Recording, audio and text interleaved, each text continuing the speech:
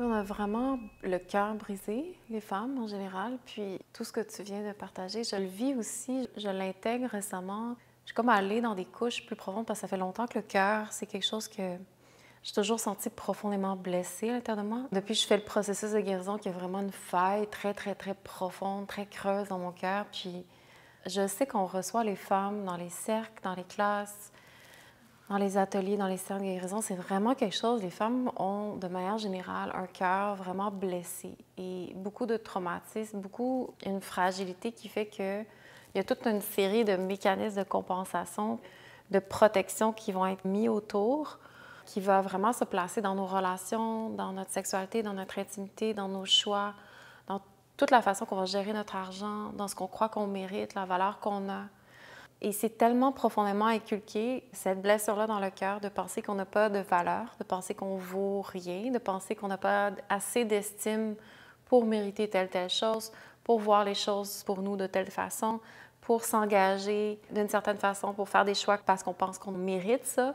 Et puis, ça va toujours nous amener dans une espèce de cercle vicieux où est-ce que notre intégrité est toujours compromise parce que par défaut, on croit qu'on n'a pas cette valeur-là. Puis, c'est assez deep, c'est assez profond parce que tu peux vraiment passer à côté de ta vie juste parce que ça va monopoliser toute ton expérience dans ton corps, dans ton esprit, de vraiment profondément sentir que tu n'as pas de valeur et même de jamais te révéler dans ton intimité, de te révéler complètement aux autres ou même comme quand tu mentionnais, je veux mettre de l'avant, proposer quelque chose dans mon équipe, dans le cadre de mon travail, mais j'ai trop peur de la réaction des gens, du résultat, qu'est-ce que ça va créer. J'ai peur, j'anticipe le fait qu'on va juger, critiquer ou peut-être défaire ce que j'ai fait, puis j'appréhende la réaction que ça va venir toucher. En fait, ça va venir poker dans mon cœur, cette faille-là. Et cette faille-là, je veux juste la sentir le moins possible parce qu'elle fait mal. Donc, je veux juste jamais être en relation avec toujours renouveler cette douleur-là que je ressens. Donc, toutes mes actions, mes pensées vont être réfléchies en fonction de ça. Donc, il faut imaginer à quel point on est esclave de quelque chose. Puis récemment, j'étais vraiment en train de méditer plus profondément sur ça parce que j'étais comme, mais d'où ça vient? Pourquoi c'est si profond? Pourquoi les femmes ont aussi peu d'estime de soi et vont vraiment, même quand on se fait donner de l'amour, on va la rejeter parce que c'est comme de l'eau pure quand on est habitué de boire du Coca-Cola toute notre vie. C'est comme le corps, il faut pas de boire de l'eau, juste de l'eau parce que c'est bon de l'eau pour ça. Puis c'est comme non, je suis habituée au Coke, je suis habituée au Pepsi, je suis habituée. C'est une analogie que je dis, mais c'est pour dire qu'on a vraiment de la difficulté à laisser entrer et à recevoir l'amour et on va même la repousser. Et c'est très, très, très fort à l'intérieur de soi. Puis je crois qu'il y a quelque chose dans la femme qui, depuis longtemps, se transmet de mère en fille par rapport à des blessures et des sacrifices que les femmes ont fait pour arriver à passer de womb en womb un désir. Un désir vraiment profond et pour arriver à ce qui passe, pour arriver à, disons, que la flamme puisse perdurer, se poursuivre tous les sacrifices que nos ancêtres ils ont faits, même si c'est super inconscient, qu'est-ce qu'ils cherchent à passer, il y a beaucoup de sacrifices qui ont été faits. Puis des fois, les sacrifices ont coûté énormément. Et récemment, c'est particulier parce que j'étais comme, mais c'est quoi cette entité-là qui me dit que j'ai pas de valeur?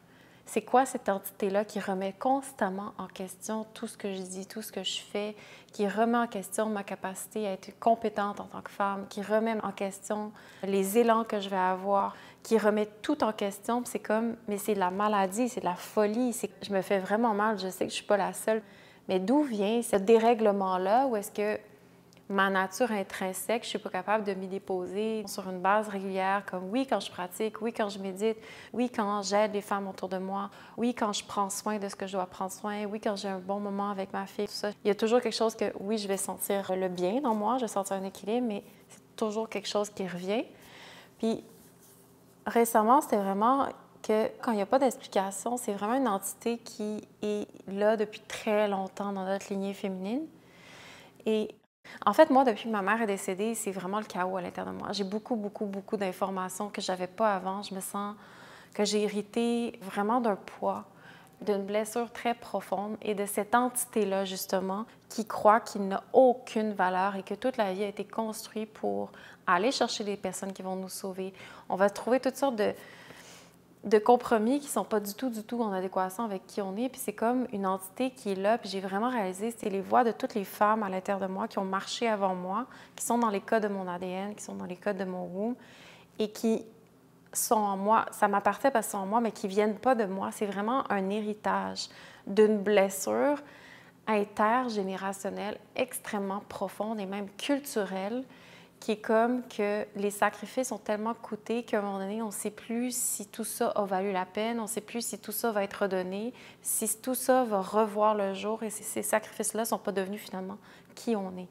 Fait que c'est comme une douleur extrêmement profonde qui est à peine descriptible, qui est très loin dans la profondeur du womb et que quand on n'arrive pas à un petit peu se décoller pour voir la folie de ça, mais à la fois, disons, la légitimité aussi, c'est comme si on est prise toujours dans un pattern qui nous absorbe, qui nous tire dans la terre et qui nous amène toujours à croire que notre énergie, nos élans, qui on est, n'a pas de valeur, n'a pas le mérite d'être mise en circulation. Surtout quand on a eu ces traumatismes-là dans l'enfance. Quand je parle de traumatisme, ça n'a pas besoin d'être un cataclysme intense. Des fois, les traumatismes très violents peuvent être subtils. Donc, on avance de notre puberté et tous les pas de notre vie avec cette entité-là et cette crevasse-là dans le cœur. Et à cause de ça, on s'est abandonné, on s'est comme trahi. On s'est trahi à nous-mêmes, on s'est trahi à notre cœur, on a trahi notre nature intrinsèque profonde parce qu'on n'a jamais voulu écouter ce qui est là à l'intérieur de nous, mais c'est cette entité-là ou c'est cette blessure-là intergénérationnelle qui a vraiment le dessus sur toute notre expérience de notre féminité. Et il n'y a comme pas d'espace, il n'y a pas d'oxygène et ça revient constamment. Moindrement qu'il y a un peu d'espace, moindrement qu'on bâtit, ça vient toujours tester, ça vient toujours tester. Et sérieusement, récemment, pour la première fois, je me suis mis au milieu, puis j'ai fait « OK, non, je ne vais pas toujours m'en remettre à ça. Je peux pas, je vais avoir 44 ans bientôt. Je ne peux pas passer une autre année où est-ce que, à chaque fois que ça vient vers moi, je crois que c'est vrai. Je ne peux plus donner toute mon énergie, ce que je touche de plus précieux, toujours redonner ça à cette entité-là vraiment qui prend puis qui attire dans les entrailles puis qui prend toute la vitalité puis qui prend vraiment l'élan de vie, qui l'amène, qui draine puis qui pense vraiment non, ce que j'ai, ça n'a aucune valeur. Et il y a autre chose à un moment donné qu'il faut apprendre à aller en dessous pour se déposer en soi. Et c'est vraiment un passage fragile, mais il faut vraiment croire que dans cette vie, l'intelligence de la vie est là pour nous guider à relâcher ces blessures-là, relâcher dans le cœur qu'est-ce qui a eu très mal des femmes avant nous. Et si on le ressent à un niveau plus, disons, total que la majorité des gens, si on est capable de ressentir cette crevasse-là dans notre cœur, c'est fait pour être guéri. C'est fait pour qu'on la voie puis qu'on arrête de lui donner tout notre pouvoir, puis qu'à la fois on comprenne vraiment d'où elle vient, puis de vraiment respecter les sacrifices qui ont été faits avant. Moi, c'est pratiquement, récemment, c'est comme si je parlais à ces femmes-là. Pas de façon littérale, mais c'est comme si à l'intérieur de moi, il y avait un raisonnement qui comprenait qu'elles avaient besoin d'être entendues, mais qu'à la fois, j'étais capable de m'en distancier parce que sinon, ça veut m'avaler. Ça veut vraiment tout prendre. C'est comme si ça veut toujours aller chercher l'énergie qu'on peut regagner quand on fait des pas vers nous-mêmes, vers vraiment notre intimité à nous, qui on est. C'est vraiment fragile parce que nos wombs et notre cœur, c'est une seule et même chose. Et toute la mémoire des femmes avant nous, c'est encrypté dans notre womb. Et donc, la blessure dans notre cœur, c'est pas juste notre histoire à nous, ce qu'on a vécu à notre adolescence, au secondaire. C'est vraiment tout ce chemin-là de notre lignée féminine qu'on hérite à la fois les beautés, les cadeaux, c'est-à-dire tous les potentiels qui ont voulu être préservés à travers les sacrifices. On hérite vraiment de ça. Il y a vraiment un cadeau, il y a vraiment des redevances qu'on doit redonner pour ces sacrifices-là. Et notre setup, il est fait parfaitement pour qu'on puisse faire briller ça. Mais ça vient aussi avec de relâcher le poids des sacrifices qui drainent, le poids des ancêtres qui tirent. Donc ça veut dire que je me mets au milieu. Je dois vraiment consciemment me mettre au milieu, totalement au milieu, cœur de mon womb. Mais ce que je dis, c'est un travail profond. On parle de womb healing, on parle vraiment de descendre dans les profondeurs de notre utérus, de notre womb, puis d'apprendre. C'est pas quelque chose qui se fait en 2 secondes. Il faut que je relâche une coupe de tension, il faut que je reste avec, il faut que je m'entoure de femmes qui sont intéressées aussi par ce cheminement-là. Il faut que j'aille le miroir des autres femmes qui intègrent aussi leur processus pour mieux comprendre mon lien avec ma mère et les femmes avant moi. C'est un processus parce qu'on n'a pas une map précise, en fait, pour aller là-dedans. mais ça commence, c'est sûr, de revenir dans le corps.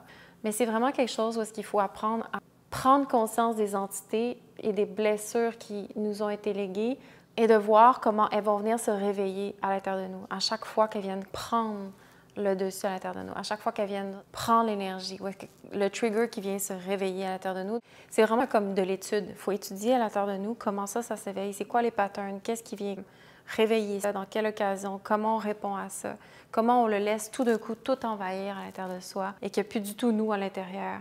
Et de voir, OK, comment je reviens au milieu. C'est vraiment un chemin très, très, très fragile, mais surtout super intime. Puis quand on a un peu d'espace.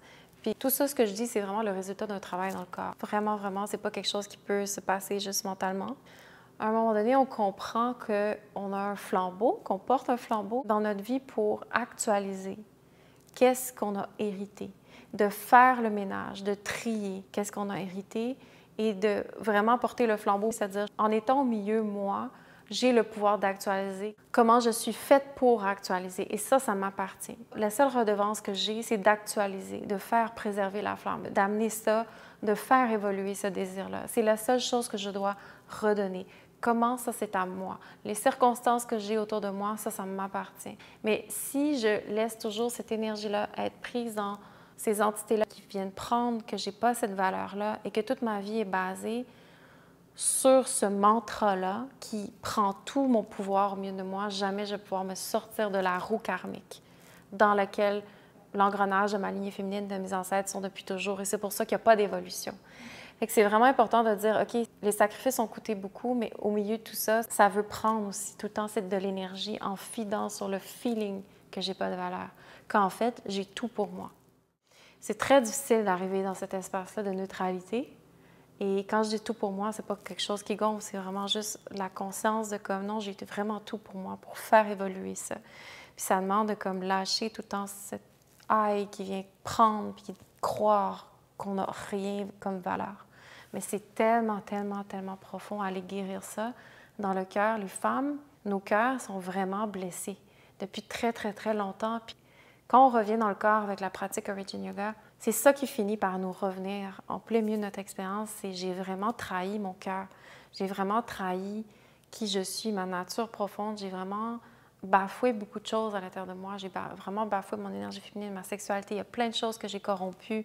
C'est comme prendre conscience de tout ça. Puis c'est, à la fois, on le prend conscience pour nous-mêmes, mais pour notre lignée féminine, c'est vraiment un poids. Puis c'est comme un moment donné, il faut que je sois capable de transférer ce poids-là vers quelque chose qui veut s'actualiser. Et c'est là qu'il commence à avoir un petit peu d'oxygène, un petit peu d'espace, un petit peu d'érection, comme d'énergie masculine de je prends ma place au milieu, puis je fais avec toutes les circonstances que j'ai le meilleur en étant au milieu de moi. Mais pour arriver à ça, ça demande vraiment un safe space, ça demande d'être vraiment entouré de femmes qui veulent investiguer dans cette réalité-là et qui sont assez honnêtes pour commencer à se rendre compte qu'elles sont prises dans ce pattern-là, qu'il y a vraiment une blessure dans le cœur. Donc, c'est vraiment des femmes qui doivent se mettre ensemble pour creuser puis vouloir prendre soin de cette blessure-là plus profonde.